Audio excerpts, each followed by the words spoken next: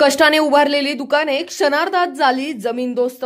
महिला मुलांना अश्रू अनावर। श्रीरामपुरात अतिक्रमणांवर हातोडा, नागरिकांच्या संतापाचा कडेलोट। न्यायालयाच्या आदेशाचा हवाला देत श्रीरामपूर नगर परिषदेने मंगळवारपासून सुरू केलेली अतिक्रमण हटाव मोहीम आज दुसऱ्या दिवशी सुरूच होती। छत्रपती शिवाजी महाराज चौकातून गोंधवणी रोड पर्यंत असलेली अतिक्रमणे पालिकेच्या अतिक्रमण विरोधी पथकाने पोलीस बंदोबस्तात जमीनदोस्त केली। पालिकेने अचानक अतिक्रमणांवर हातोडा चालवल्याने दुकान चालकांची चांगलीच तारांबळ उडाली।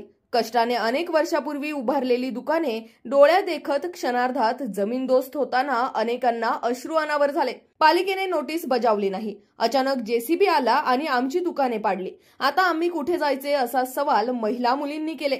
तर पालिकेच्या या मोहिमेविरुद्ध न्यायालयात जाण्याचा इशारा काही व्यापाऱ्यांनी दिलाय।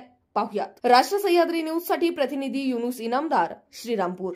जाने का बुढ़ापे में कहाँ रहने का, कहाँ पेट भरने का, हमारे को पहले बोलने का था, इन्होंने टाइमिंग देने का था।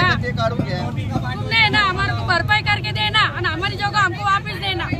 हम पेट भरने को जाएंगे का?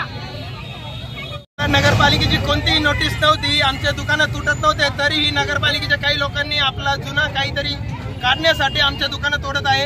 आणि इथं आम्हाला कोणतीही नोटीस दिलेली नाही, आले सुद्धा नाही, भेटले सुद्धा नाही, सांगितलं सुद्धा नाही, कोणतीही रिक्षा फिरलेली नाही।